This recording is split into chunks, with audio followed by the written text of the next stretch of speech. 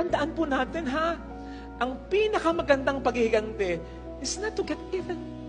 Hindi yung makagawa ng masama sa gumawa sa'yo ng masama. Ang pinakamagandang paghihiganti sa tulong ng Diyos ay yung mawala ang masama.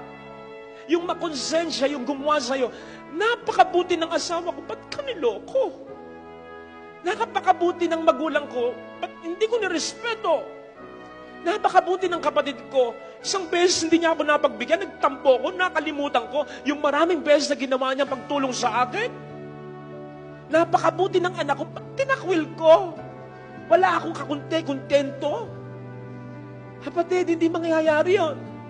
Kapag puro masama ang ibibigay mo, dahil puro masama ang binigay niya sa'yo, huwag mong aalisin yung tsansa. Wag! Kasi maapektuhan ka rin. Lalo na, kung hindi ibang tao yung nagkasala sa'yo. Mga kapatid, mahirap ito. Pero isipin po ninyo, hihingin ba sa atin ng Panginoon ito nang hindi natin kakayanin? No. Ang sabi, be perfect as your heavenly Father is perfect. Alam po ninyo, ang perfection sa Bible, yung something reaches its purpose for which it was created. Anong purpose natin ba tayo nilikha ng Diyos?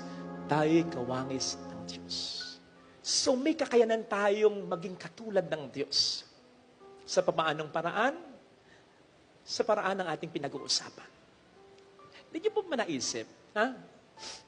Ang sabi sa Ebanghelyo, kapag nagpapatawa daw tayo magiging tunay na mga anak ng Diyos.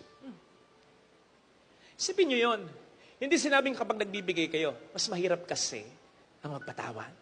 Ibig sabihin ba nun, kapag nagpapatawad tayo lang ang anak ng Diyos? Yung iba hindi, kasi hindi sila nagpapatawad?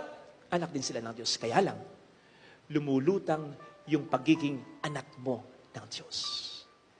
God is like, nagpatawad ka, iba yung anak kong ito. Napakabuti ng anak kong ito. Iba sa lahat ng mga anak ko. Napag-usapan natin dati, 2 or 1 Sunday ago, yung love na, I love you so much. Ang sabi ng Panginoong Diyos sa kanyang anak, this is my beloved son, in whom I am well pleased. I love him so much. Bakit ganun ang tingin ng Diyos Ama sa Diyos Anak? Kasi sobrang magmahal ang Diyos Anak. Nagkatawang tao na mamamatay pa para sa tao. Sobra yung ginawa ng anak ko. Yun yung parang sinasabi doon ng Diyos Ama sa Diyos Anak. Kaya kapag tayo nagpapatawad, kapatid, umaangat ka. Hindi lang dun sa mga nagsisimba, nagdodonate, gumagawa ng mabuti.